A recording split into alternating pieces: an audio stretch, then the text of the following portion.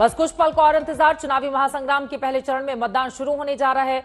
आज पहले चरण में पहले फेज में 21 राज्यों और केंद्र शासित प्रदेशों की 102 लोकसभा सीटों पर वोटिंग होने वाली है। 7 चरणों में होने वाले चुनाव में पहला चरण ही सबसे बड़ा चरण है। इस चरण में 1625 उम्मीदवार अपनी किस्मत आजमा रहे हैं।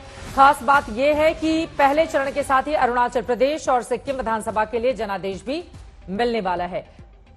मुख्य चुनाव आयुक्त कुछ बोल रहे हैं, सुनते हैं।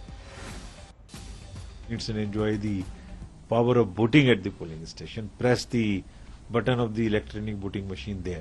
And I'm sure this time our young voters are going to come not only alone, but we have appealed to them to become our ambassadors, to become our influencers.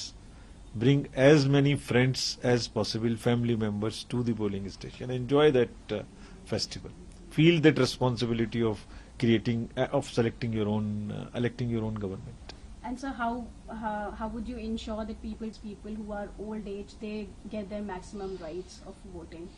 We have done a earmarking in our electoral rolls of the persons with disability, 40% and above. There is a facility to them to cast vote from the comfort of their home, if they so want. But our experience is many of them want to come to the polling station. And we provide them a volunteer, we provide them the wheelchairs, and it's not a question of physical comfort which we provide.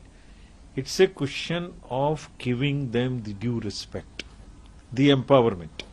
We want to make our polling stations, our electoral process a case in point that if Election Commission can provide them respect, can provide them equity, can provide them equality, why not the same thing is replicated at railway station, at the airport, in mall. So we have issued great guidelines also to political parties to be very sensitive while talking about the persons with disability.